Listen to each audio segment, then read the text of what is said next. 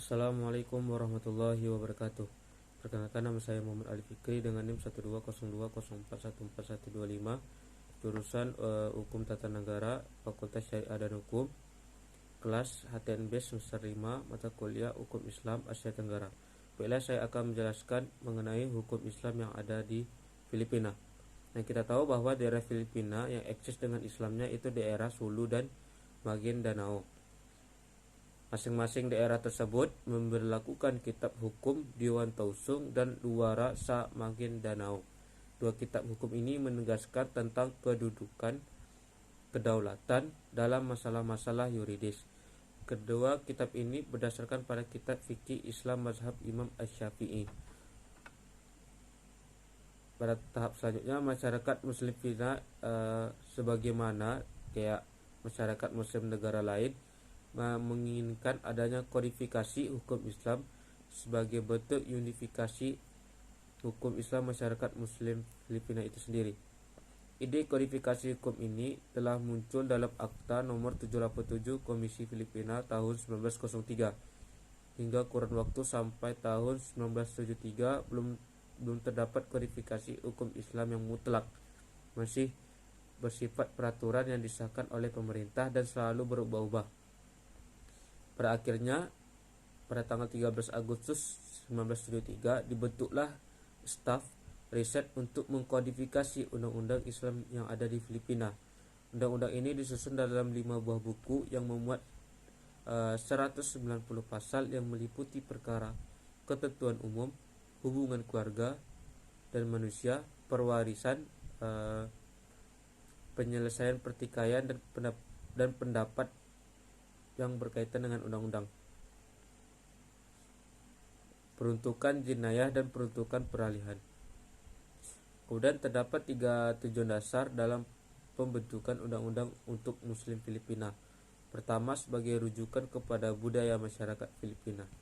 Hal ini merujuk pada orang Filipina yang menganut agama selain Kristen, seperti diatur dalam Akta Republik Nomor 1888 tanggal 22 Juni 1957 dalam pembentukan Suruhanjaya Perpaduan Negara untuk memajukan masyarakat dalam bidang moral, ekonomi, dan politik.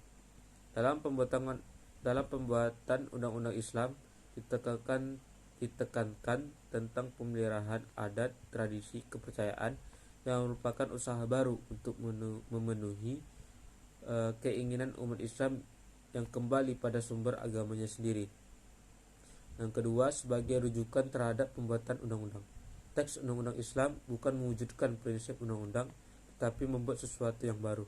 Pada dasarnya, jika melihat penjelasan awal mengenai kenyataan sosial umat Islam, undang-undang untuk orang Islam tidak mungkin dibentuk. Melihat kenyataan lain bahwa undang-undang ini adalah yang pertama yang dibuat, serta pembentukan undang-undang sulit dilakukan seperti dalam undang-undangan ini. Bukan sebagai bentuk undang-undang yang ideal, tetapi sebagai dasar isinya merupakan ringkasan dari mazhab Imam Asy-Syafi'i yang berkaitan dengan perkawinan, perceraian, dan nafkah serta warisan. Ketiga, dalam pembukaan undang-undang merujuk pada persoalan pengelolaan undang-undang untuk orang Islam.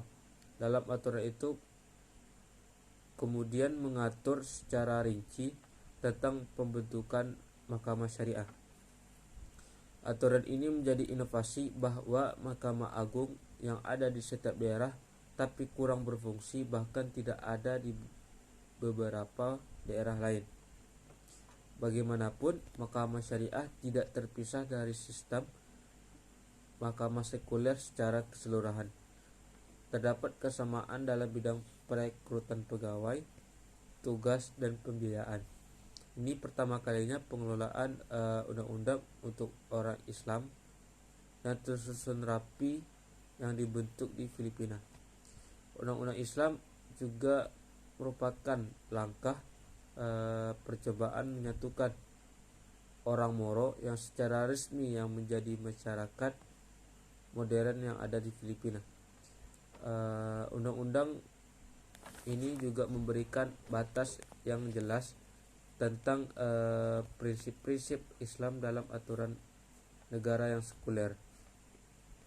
Penerapan ajaran Islam dalam bentuk undang-undang dan aturan khusus bagi Mahkamah Negara untuk orang Muslim ini menjadikan etika agama yang diserap oleh aturan negara.